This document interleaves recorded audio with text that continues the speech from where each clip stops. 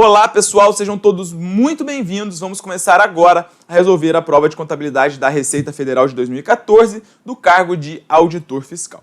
Então quem estuda para a Receita Federal ou para concurso realizado pela ESAF, sabe que a ESAF é uma banca que tem por tradição, desde os seus concursos lá atrás de 2002, 2003, ela sempre repete muito as questões. A gente pode dizer que as últimas provas da ESAF, ela tem passado a adotar um pouquinho mais dos chamados pronunciamentos contábeis, mas ela não é uma banca que encampou ainda os CPCs totalmente ali nas suas questões, né? A gente não sabe muito bem porque a ESAF ela é uma banca que não vem realizando provas com consistência. Então nós temos nenhuma prova da ESAF em 2017, nenhuma prova da ESAF em 2018. Então o nosso parâmetro ele não é muito fidedigno, porque a gente está comparando com uma FGV, que só cobra questões de pronunciamentos. A gente tem uma FCC, que cobra muitas questões de pronunciamento, CESP também, e uma ESAF, que ficou um pouco para trás. Mas é importante o seguinte, o concurseiro moderno ele vai ter que conhecer a visão da ESAF antiga, tá? A visão antiga, e também vai ter que se adequar ao novo padrão, caso venha a ser estabelecido aí num próximo concurso que você vai fazer da Receita Federal. Mas então, nessa aula aqui, a gente vai começar resolvendo as questões de auditor fiscal de 2014, que é uma prova muito interessante. Vamos sem perder mais tempo, então, vamos direto para a tela? Vamos lá. A primeira questãozinha, ela diz o seguinte: o lucro obtido na venda do imobilizado e o resultado de equivalência patrimonial representam na demonstração de fluxos de caixa. Então, pessoal, a primeira questão ela pergunta o que o lucro obtido na venda de um ativo imobilizado e o resultado de equivalência patrimonial, eles representam na DFC, beleza? Uma questão aí para abrir, uma questão até tranquila. E o que você precisa saber, basicamente, que a DFC ela pode ser elaborada pelo método direto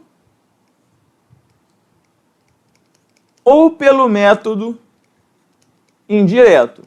Além disso, eu recomendo que você decore também o artigo 188 lá da Lei 6.404, que ele fala que as demonstrações de fluxo de caixa têm que ter, no mínimo, os fluxos de caixa operacional, o fluxo das atividades operacionais, famoso FAO, o fluxo das atividades de investimento, famoso FAI, e o fluxo das atividades de financiamento, o FAF, beleza? Então a DFC ela vai se dividir pelo menos nesses três fluxos. Então a questão ela pergunta como que o lucro obtido na venda do imobilizado e o resultado de equivalência patrimonial, o que eles são na DFC? Essa questão ela não citou, mas ela está pedindo aqui, obviamente,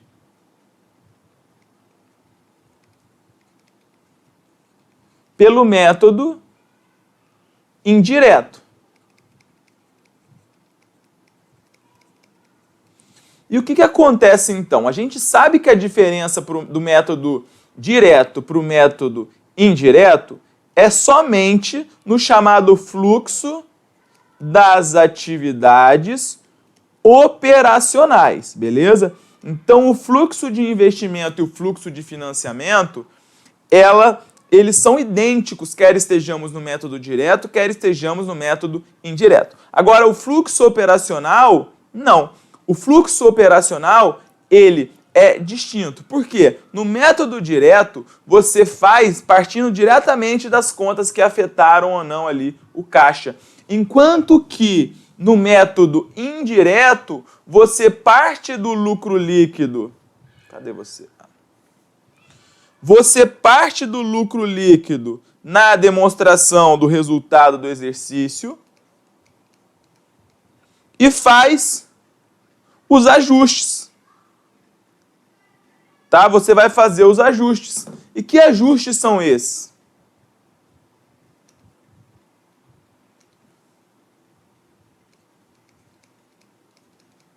Você vai ajustar as receitas e despesas que não afetaram o caixa.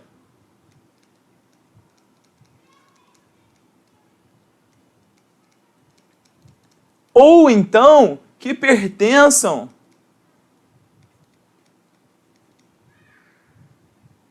a outro fluxo.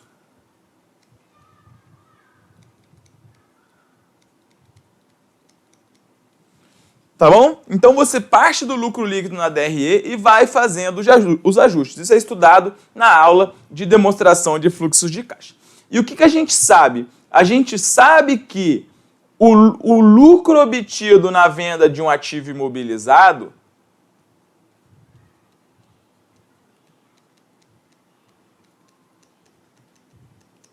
ele tem que ser expurgado da DRE, por quê? Porque ele não pertence ao fluxo operacional. O lucro que você obtém na venda de um ativo imobilizado, ele integra o quê? O fluxo de investimento.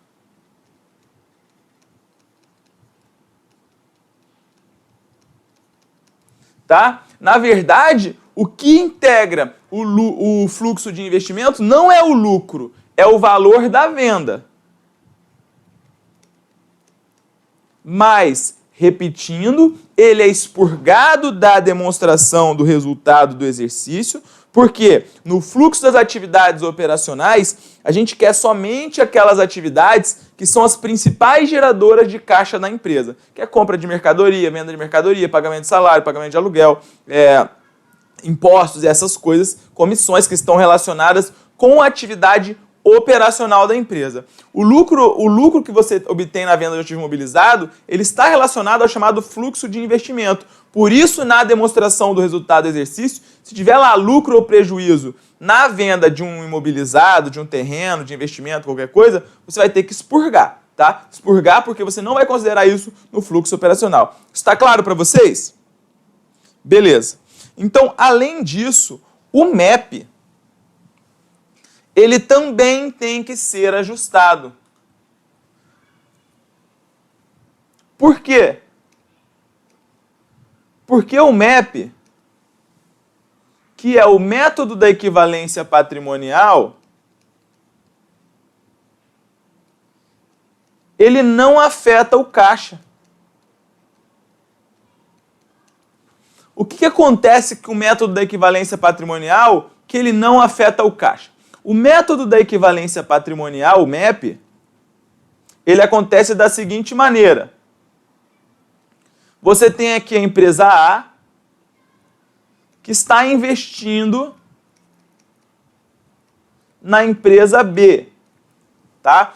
E aqui você vai ter uma operação entre coligadas, controladas, sociedade do mesmo grupo ou sociedade sob controle comum, nós não vamos entrar nesse aspecto agora. Então, quando A está investindo em B e trata-se de uma coligada, de uma controlada, sociedade do mesmo grupo, sociedade sob controle comum, etc., esse investimento ele é avaliado pelo MEP. E toda vez que o PL de B aumenta, o valor do investimento aqui de A aumenta.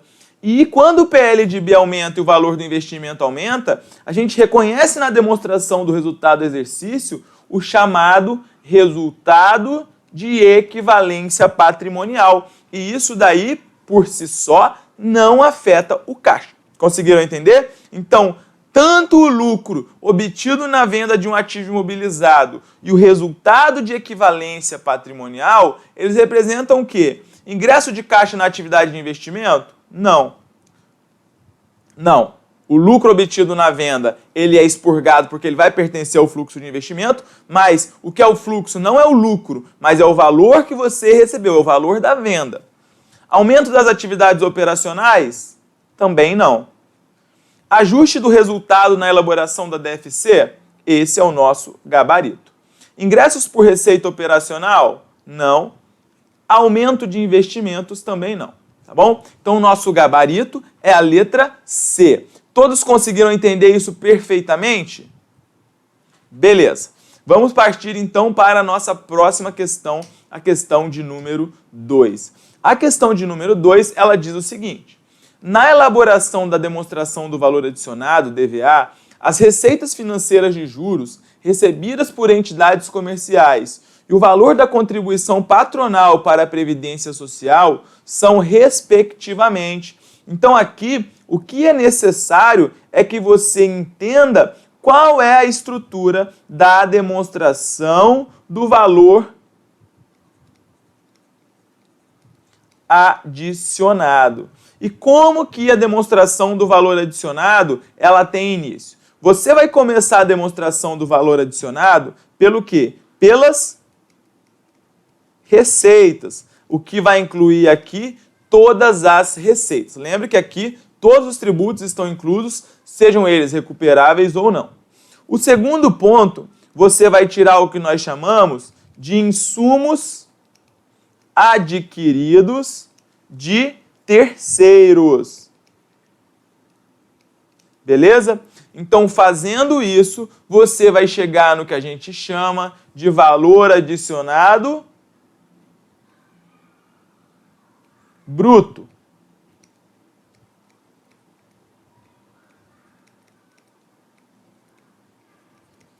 Beleza. Chegamos no valor adicionado bruto, a gente vai tirar as chamadas retenções. O que são as retenções? As retenções é depreciação, amortização e exaustão. Feito isso, a gente vai chegar no valor adicionado. O que, galera? Líquido, não é mesmo?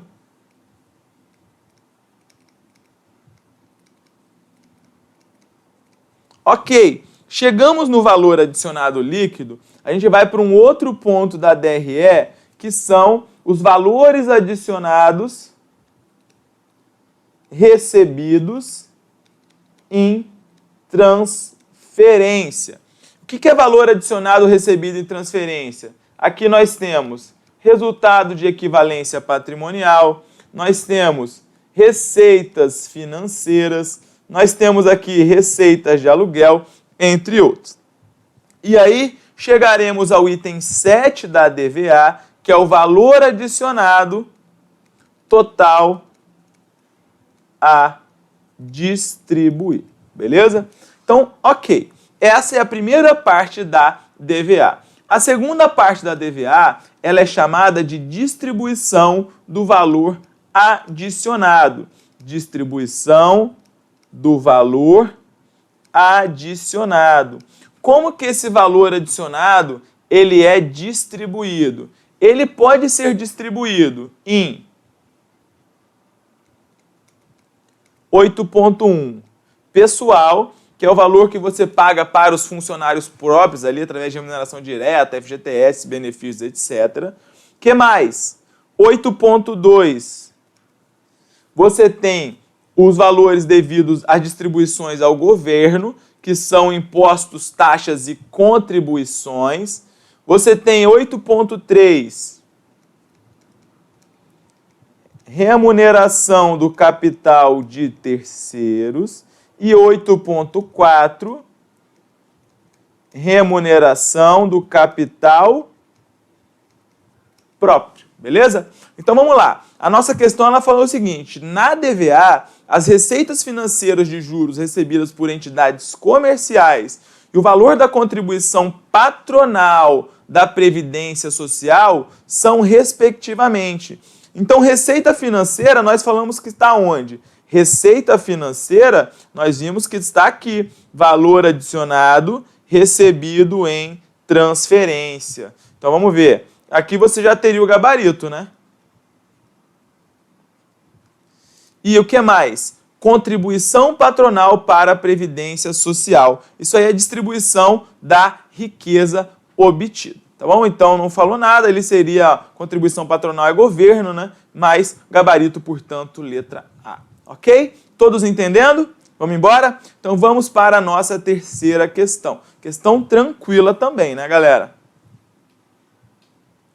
A nossa próxima questão é a questão que trata aí de pronunciamentos contábeis. ela diz o seguinte: com relação às assertivas a seguir, pode-se afirmar que 1. Os ativos não circulantes mantidos para venda devem ser depreciados normalmente até a data da venda e os encargos financeiros, se verificados, devem ser reconhecidos como custo de operação e contrapostos ao ingresso de caixa obtidos ao final da operação. 2. Os ativos não circulantes mantidos para venda, uma vez identificados, devem estar disponíveis para a venda imediata nas condições em que se encontram desde que a recuperação do seu valor contábil esteja firmemente atrelada à geração de caixa por uso contínuo. E 3. No balanço patrimonial, os ativos não circulantes mantidos para venda e os passivos a eles relacionados devem ser compensados e apresentados em um único montante no balanço patrimonial. Assinale a opção correta. Então vamos lá. O que eu preciso saber para a minha prova sobre CPC 31? Quais são os principais pontos? Então, o que é um ativo não circulante mantido para venda? Ativo não circulante mantido para venda, então, é o seguinte: a entidade, ela tem ali, por exemplo, uma máquina, né? Ela tem uma máquina de produção e ela não quer mais aquela máquina, ela quer se desfazer daquilo. Uma máquina que tem um valor significativo, etc. e tal, e ela vai decidir colocar aquilo ali à venda. Então, o que ela vai fazer? A partir do momento que a diretoria ela tem um compromisso em vender aquilo ali, ela firma um compromisso de vender aquela máquina de produção, aquilo é chamado de ativo não circulante mantido para venda. E uma pegadinha de prova que aparece sempre é a classificação do ativo não circulante mantido para venda. Porque vejam, o nome ele é ativo não circulante mantido para venda. Embora o ativo não circulante mantido para venda receba o nome de ativo não circulante, o ativo não circulante mantido para venda, ele é classificado separadamente onde? No ativo circulante. Você sabia disso? Então vejam que esse é o primeiro detalhe que é cobrado em prova. O ativo não circulante mantido para venda, ele não é classificado no ativo não circulante. Ele é classificado separadamente no ativo circulante. Então esse é o primeiro ponto que vai aparecer na prova de vocês.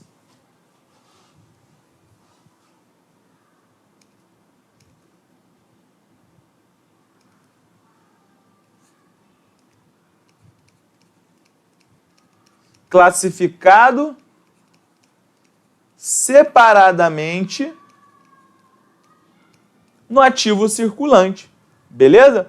Então esse é o primeiro ponto que você precisa saber. Um outro ponto que é bastante recorrente em prova também diz respeito à avaliação, à mensuração do ativo não circulante mantido para a venda. E como que eu vou avaliar o ativo não circulante mantido para venda? Ele vai ser classificado pelo menor valor entre o quê? Entre o valor contábil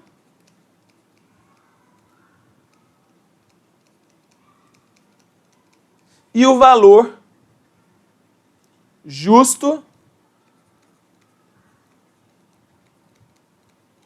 menos as despesas de venda, tá? Então é importante que você saiba isso aqui. O ativo não circulante mantido para venda, ele é mensurado pelo menor montante entre o valor contábil e o valor justo de despesa de venda. Basta que você entenda que aqui nesse caso, você não utiliza, pessoal, você não utiliza o valor em uso, por quê? Você não usa o valor em uso por quê? Porque esse ativo ele vai continuar sendo usado? Não. Porque você não vai mais usar esse ativo. Porque o ativo não será mais usado. O que ele vai ser? Ele vai ser vendido. Então, por isso que na mensuração do ativo não circulante mantido para venda, você não utiliza o valor em uso, beleza? Você só vai utilizar o valor contábil e o valor justo líquido de despesa de venda, beleza? Além disso, é extremamente relevante que você entenda também que o ativo não circulante mantido para a venda, ele não deve ser depreciado ou amortizado.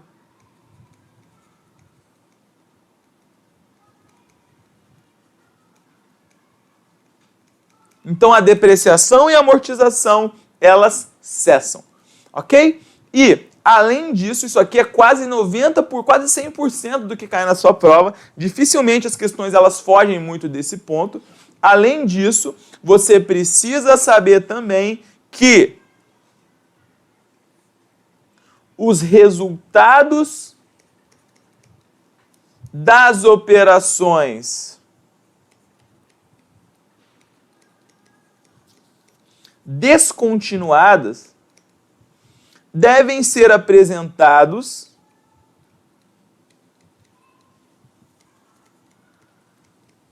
separadamente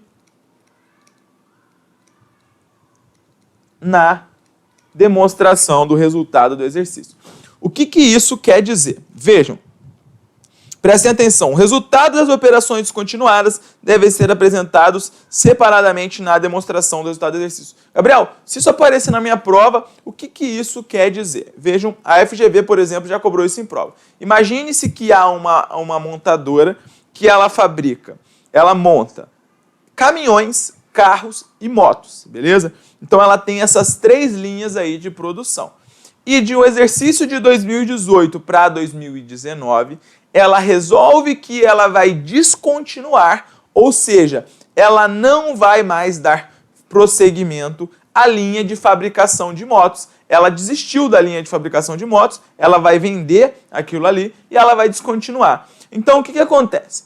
Quando ela resolve descontinuar e faz um compromisso de vender aquilo, ela não vai apresentar as receitas e despesas relativas à linha de produção de moto juntamente da linha de produção de carros e de ônibus ou de caminhões que eu falei, não é mesmo? Por quê? Então vejam que essa informação ela tem que ser apresentada separadamente justamente para que os usuários das demonstrações contábeis eles possam ter uma informação mais útil do que está acontecendo ali. Porque se você colocasse tudo junto, você induziria o usuário, o investidor, o credor a falar o seguinte, bom, essa empresa está indo bem, só que, na verdade, o ano que vem você não sabe mais se ela vai tão bem porque ela alienou uma linha, né, que é a fabricação de motos. Então, o resultado de operação descontinuada, ele tem que ser apresentado separadamente na demonstração do resultado do exercício, beleza? Então vamos ver agora os nossos itens. Olha só, a questão diz o seguinte, os ativos não circulantes mantidos para a venda, eles devem ser depreciados normalmente até a data da venda. E os encargos financeiros, se verificados, devem ser reconhecidos como custo de operação e contrapostos ao ingresso de caixa obtidos ao final da operação. E aí, galera, certo ou errado? Tá errado. Errado por quê? Porque a depreciação ela cessa. Mas, Gabriel, e quanto aos encargos? Os encargos financeiros, eles são reconhecidos normalmente.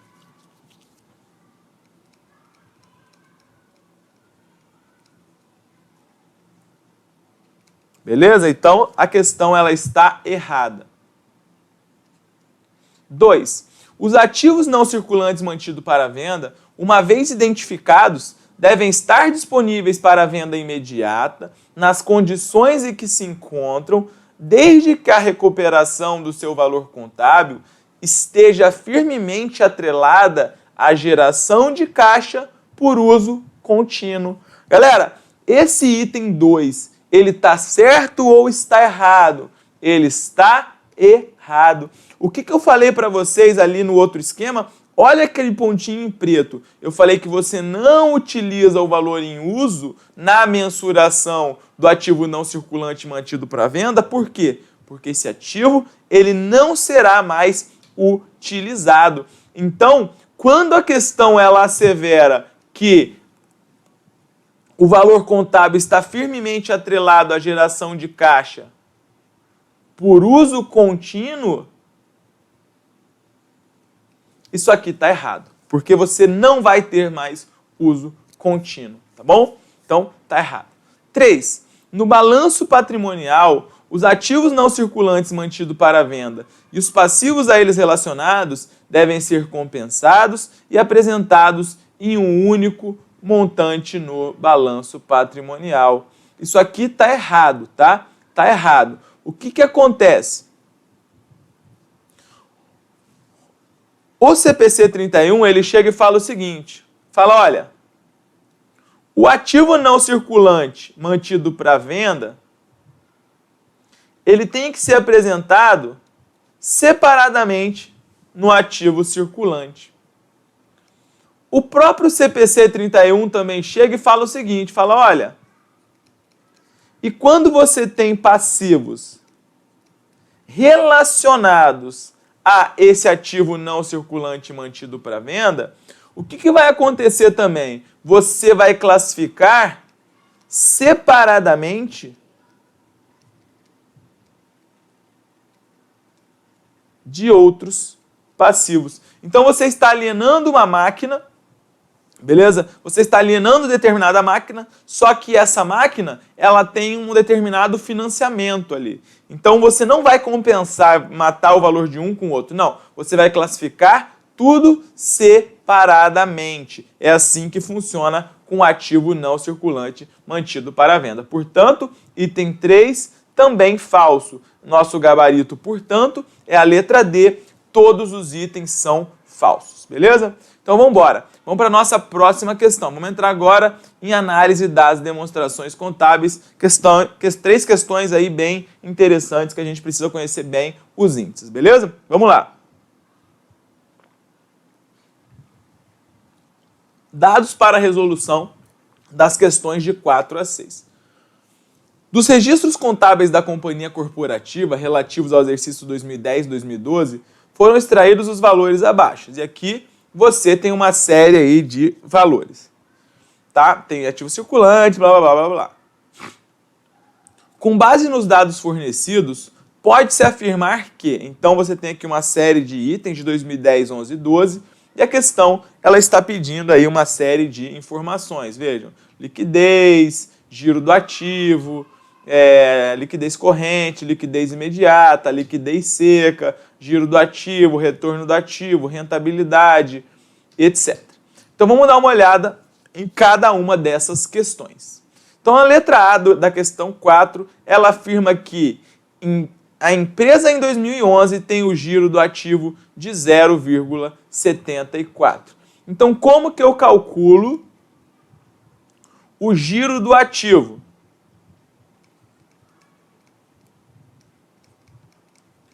O giro do ativo, ele é igual a vendas líquidas sobre ativo total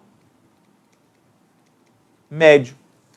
Então, como que eu vou fazer isso? Em 2011, a questão ela está pedindo em 2011. Vamos dar uma olhada. Você tem que ver, primeiramente, se é necessário fazer contas. Então, vamos para as vendas líquidas. Olha só. A venda líquida em 2011 é quanto? 95 mil.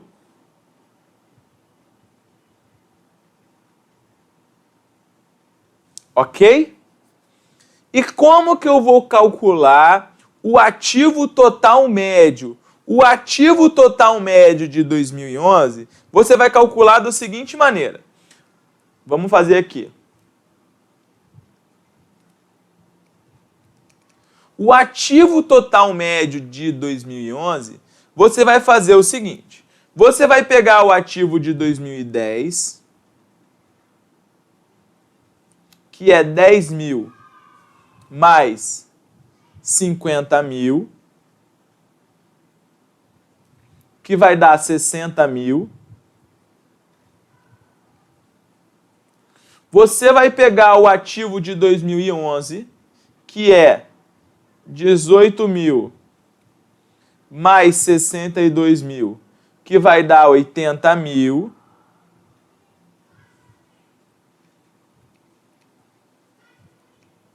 E vai dividir isso aqui por 2. Quando você fizer isso aqui, você vai encontrar um ativo médio de 2011 no valor de 70 mil.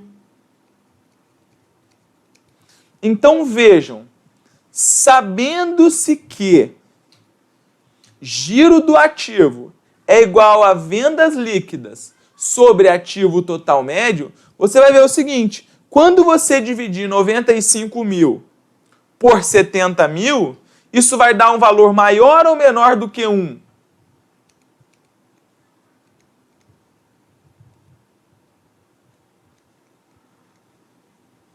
Isso aqui é um valor maior do que 1. Logo, você não tem o giro do ativo de 0,74. Quando você fizer isso aí, você vai encontrar lá 1,35 alguma coisa. Beleza? Então você não precisaria fazer esse cálculo ali na hora da prova para você poder ganhar tempo. Ok. B.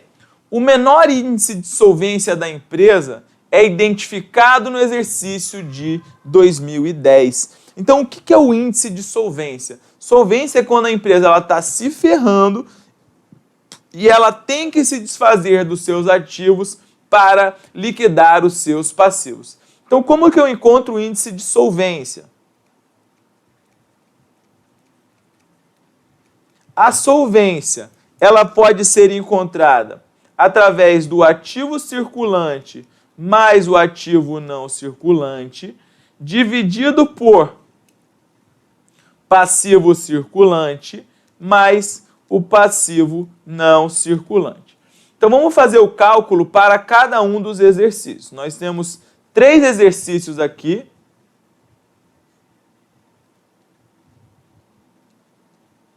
(2010, 2011 e 2012 e vamos calcular. Então, em 2010, nós já temos aqui o ativo, né, que nós já calculamos, que vai dar 60 mil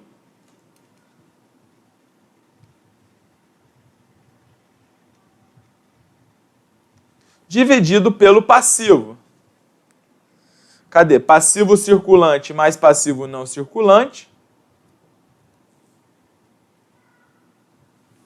Isso aqui vai dar 40 mil.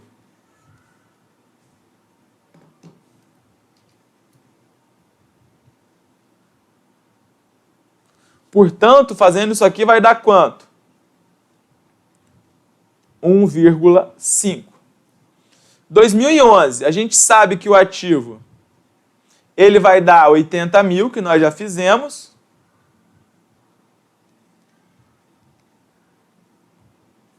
E o passivo ele dá quanto? 20 mil mais 35 mil. Vai dar, portanto, 55 mil. Então, 80 mil dividido por 55 mil vai dar 1,45. Então, aí você já vê que a alternativa ela está errada, beleza? Né? Porque o 2011 já é menor que 2010. E vamos calcular, você nem precisaria calcular 2012, mas como a gente está aqui para treinar, vamos lá. Então, você tem 24 mais 76 para 2012, que dá 100 mil reais.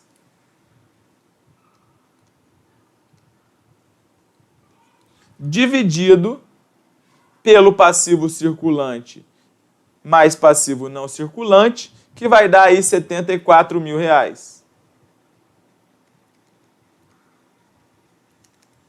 Isso aí vai dar quanto? 1,3 alguma coisa, acho que é 1,35. Então vejam que o menor índice de solvência, ele é encontrado no exercício de 2010, tá bom? Então, é isso aí. Vamos lá. C. No exercício de 2011, a empresa tem a sua menor margem líquida.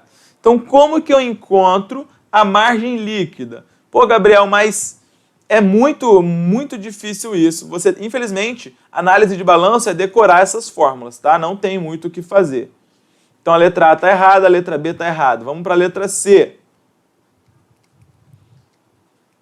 Margem líquida é lucro líquido sobre vendas líquidas. Então, a questão, ela já deu tanto lucro líquido como as vendas líquidas. Então, vamos lá. Em 2010, nós temos uma margem líquida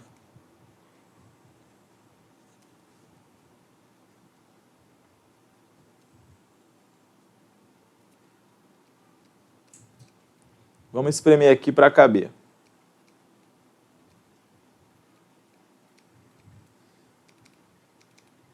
Em 2010, nós temos uma margem líquida de 8 mil sobre 102 mil.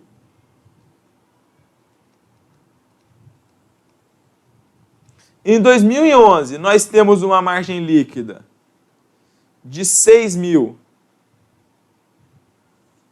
sobre 95 mil.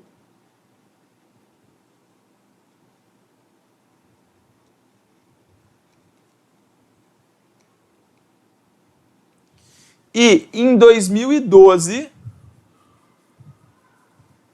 nós temos um lucro líquido de 4 mil e uma venda líquida de 98 mil.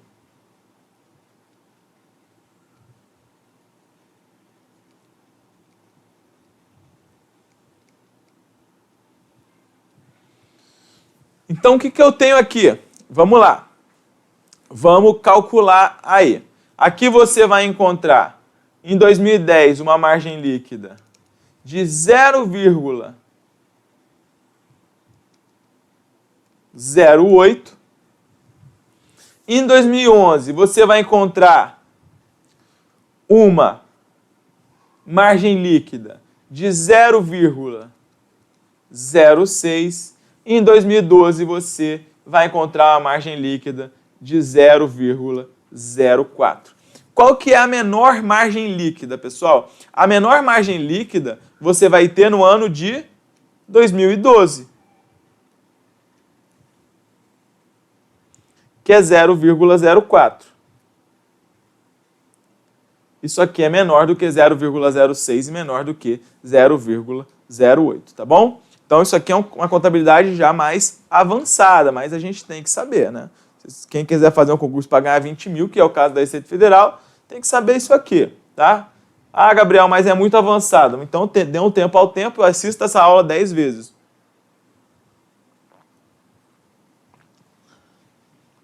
Letra D. A participação do PL em 2011 é de 1,35. Então, o que é participação do PL?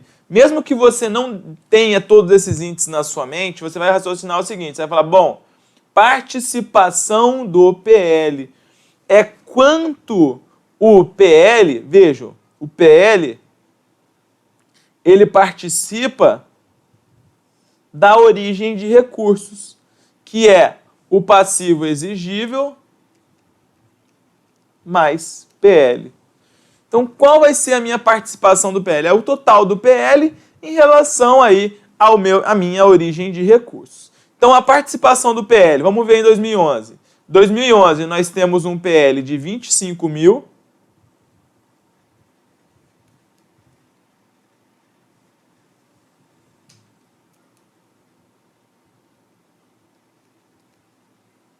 dividido aí pelo total de origem, que é a mesma coisa, né? Passivo exigível mais PL é a mesma coisa que ativo, não é? Então você vai encontrar aí 80 mil, que a gente já viu aqui que é o total do ativo de 2011. Ou vai ser o passivo exigível, mas o PL também vai dar 80 mil.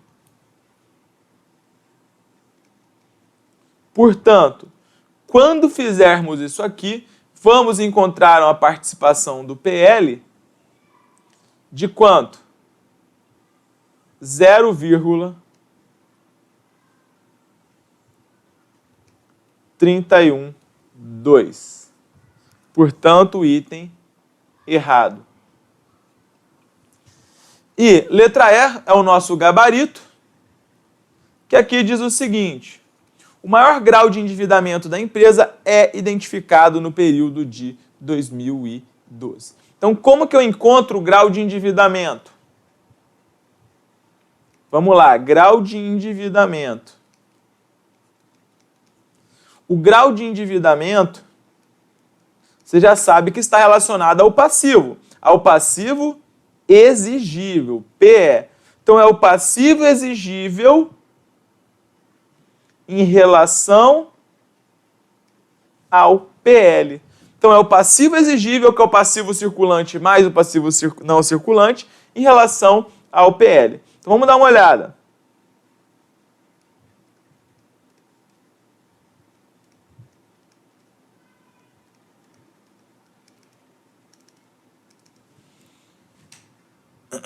Então, passivo exigível em 2010. Vamos ver.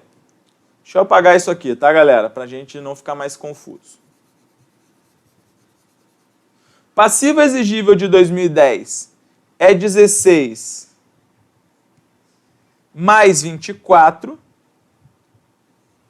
40, dividido pelo PL, que é 20.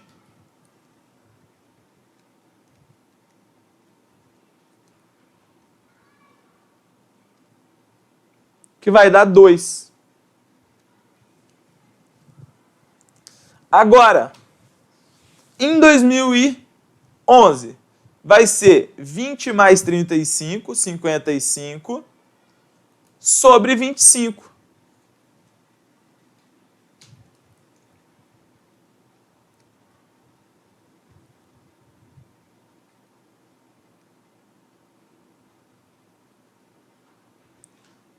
Isso aqui vai dar 2,2. E em 2012 vai dar quanto?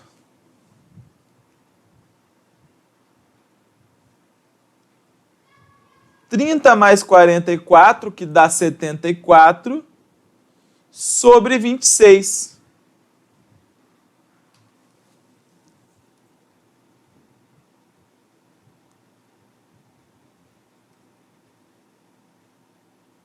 Isso aqui vai dar 2,85. Portanto, o maior grau de endividamento é identificado aí justamente no período de 2012. Gabarito, letra E, tá bom? Questão enrolada, tem que estar com os cálculos aí afiados, tá bom? Afinal, esse é um dos concursos mais concorridos do país. Vamos embora. Então, a próxima questão diz o seguinte: liquidez é mais tranquilo, né? Com relação à liquidez da empresa, pode-se afirmar que a liquidez seca em 2010 é de 0,67. Então, como que eu acho a liquidez seca? Liquidez seca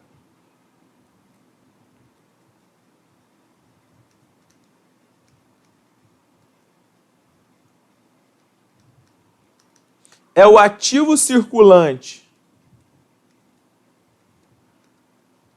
menos estoque sobre passivo circulante. Então vamos lá para 2010. Então a liquidez seca aqui vai ser o ativo circulante 10 menos o estoque 2.500, o que vai me dar 7.500, dividido sobre o passivo circulante. Então é 7.500 dividido por 16.000.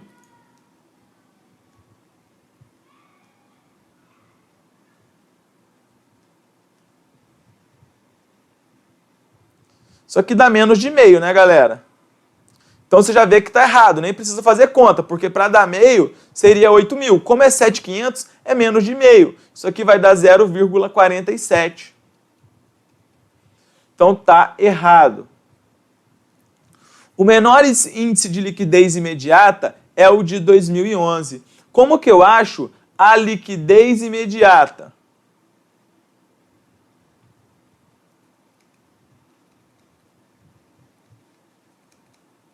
Liquidez imediata são as disponibilidades dividido sobre o passivo circulante. Então, liquidez imediata é disponibilidade dividido pelo passivo circulante. Vamos lá, então, para todos os exercícios. 2010, 2011 e 2012. Então, a liquidez imediata vai ser o quê? Disponibilidades. 500, 200 e 750.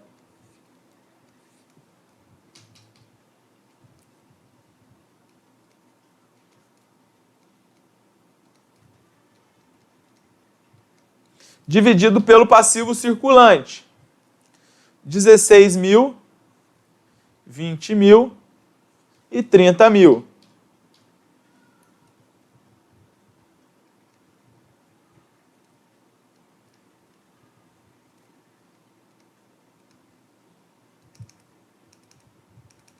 Então, quanto que vai dar isso aqui?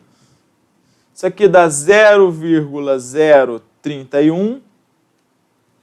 Isso aqui dá 0,01.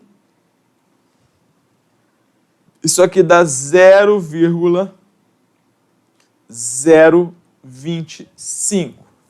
Então, qual deles é menor? É o de 2011. Letra B é o nosso gabarito. O valor do índice de liquidez corrente de 2012 é 0,63. Então, como que eu encontro a liquidez corrente? A ILC, índice de liquidez corrente, é o ativo circulante dividido pelo passivo circulante. Então, ele quer saber o índice de liquidez corrente de 2012. Vai dar o quê? Ativo circulante sobre passivo circulante. Vamos lá. Ativo circulante, 24.000, sobre passivo circulante, 30.000.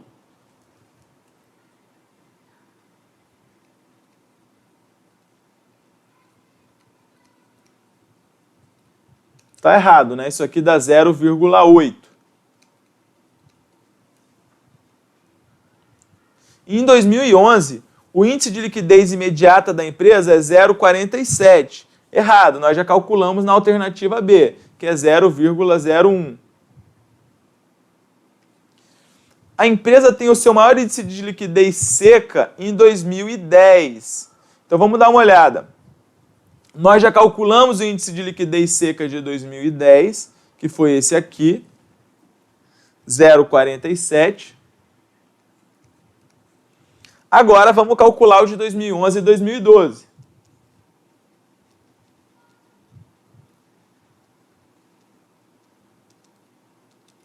Então vamos lá, ativo circulante menos estoque sobre passivo circulante. Então o índice de liquidez seca de 2011 é o quê? Ativo circulante 18 menos estoque 3. Então vai dar 15 sobre passivo circulante 20.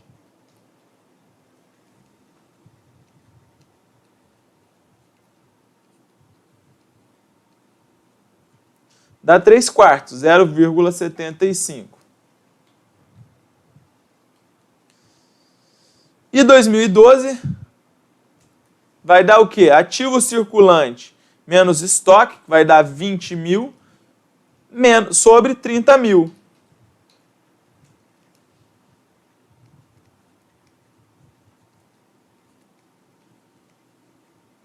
Isso aqui dá 0,66, que é 2/3, não é mesmo? Então, o menor realmente é em 2010, não é o maior, como a questão ela afirma.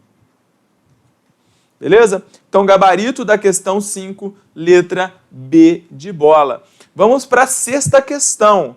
A sexta questão ela diz o seguinte: analisando a rentabilidade. Eu pessoalmente acho a rentabilidade os piores de calcular e de decorar. Então vamos lá.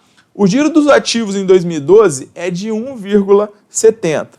Como que eu calculo o giro do ativo?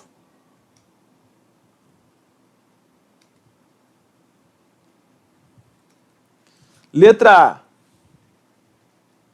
Giro do ativo, ele é encontrado pelas vendas líquidas sobre ativo total médio. Então, quanto que é a venda líquida em 2012? Venda líquida em 2012, 98 mil.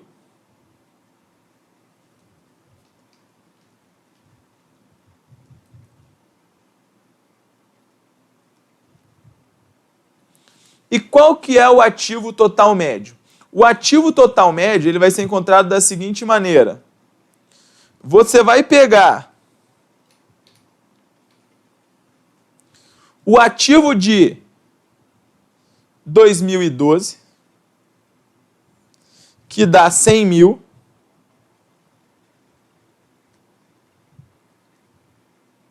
vai somar com o ativo de 2011, que dá mais 80 mil,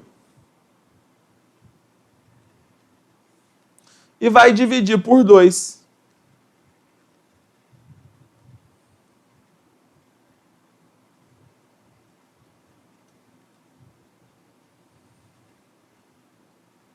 Então, você vai ter um ativo total médio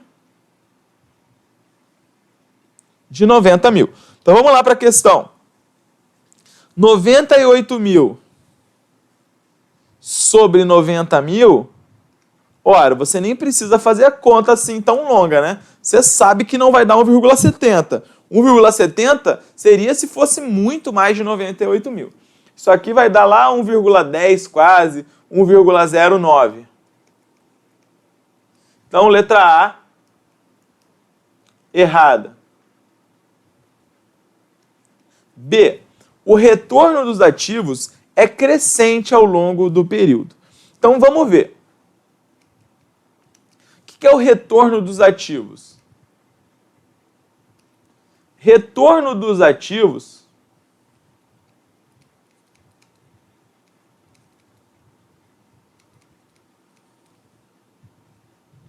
ele pode ser encontrado pelo lucro líquido sobre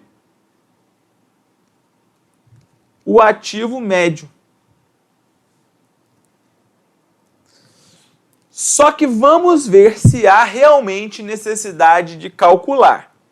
Olha só, a letra B diz que o retorno dos ativos é crescente ao longo do período.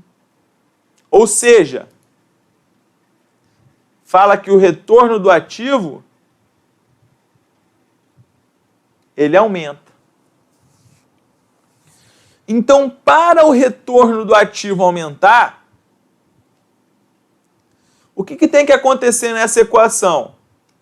O lucro líquido, ele tem que aumentar, ou o ativo total médio, ele tem que diminuir. Concordam? Então vamos ver o que aconteceu com os nossos ativos com lucro líquido e com o nosso ativo total médio. Ora, o lucro líquido ele está diminuindo.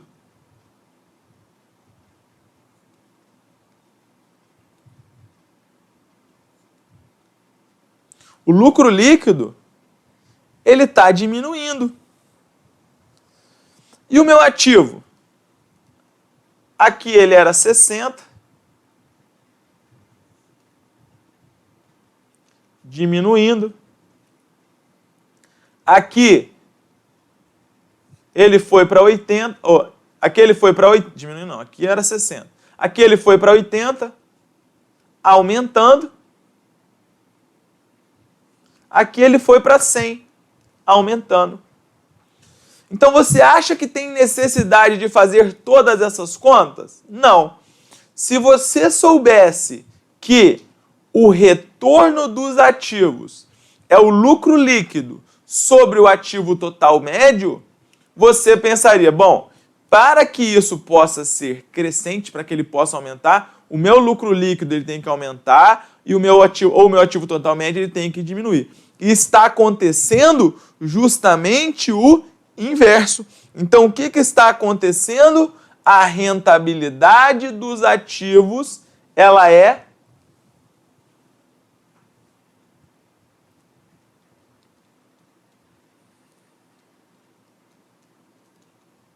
decrescente.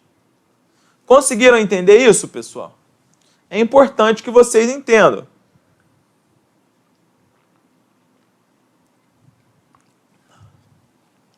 Olha o item C.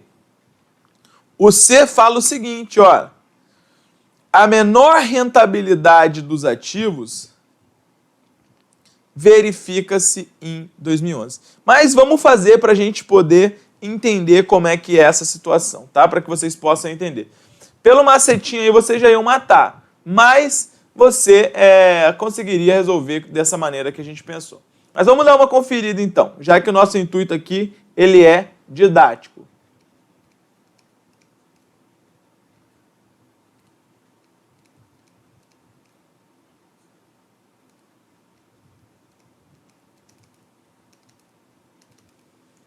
Então vamos ver, lucro líquido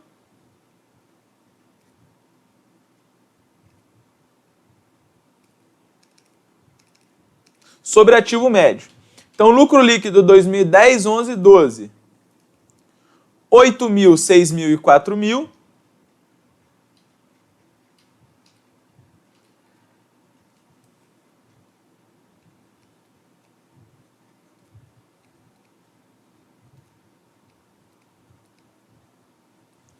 E o ativo médio, como é que vai ser? O ativo médio em 2010, para calcular o ativo médio de 2010, eu teria que ter o ativo médio o ativo de 2009, só que eu não tenho. Então aqui, para 2010, eu vou utilizar os próprios 60 mil.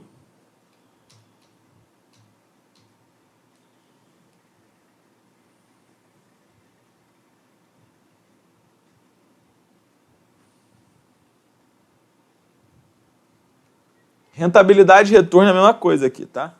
Beleza. Agora o ativo total médio de 2011, nós já calculamos. Aqui, ó, que vai dar 70 mil. A gente calculou lá no começo.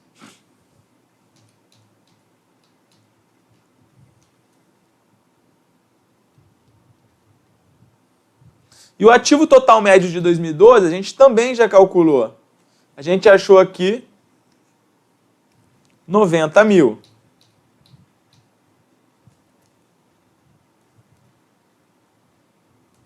Aqui é 4.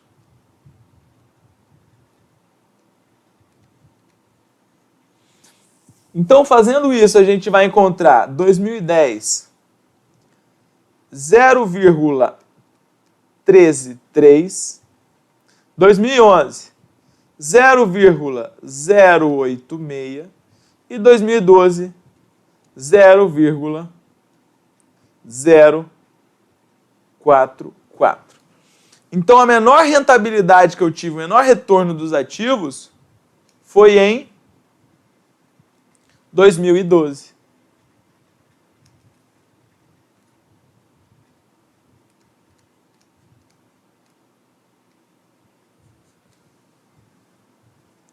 Item errado. A rentabilidade do ativo em 2010 foi de 0,133. Esse é o nosso gabarito, que a gente já calculou. o período com maior retorno do ativo foi o de 2012. Não, o maior foi aqui.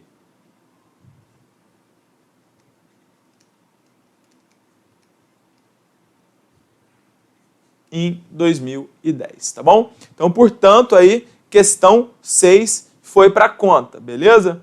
Então, pessoal, vejam que essas questões, elas são enroladas. Esse nosso primeiro bloco, ele demorou quase 1 hora para ser resolvido, tá? Por quê? Porque essas questões, elas são complexas mesmo. Vejam que eram muitas informações aí linkadas, mas na hora da prova você vai raciocinar de uma maneira mais rápida e sempre que possível você não vai fazer conta, né? Vejam que ali eu já fiz algumas maneiras que você poderia analisar. Bom, se isso aqui é maior que isso, então isso aqui vai dar maior que 1, menor que 1, etc. E essas contas você vai ter que aprender e fazendo aí na marra, conforme você vai exercitando, beleza? Então esse foi o nosso primeiro bloco da prova de contabilidade da Receita Federal.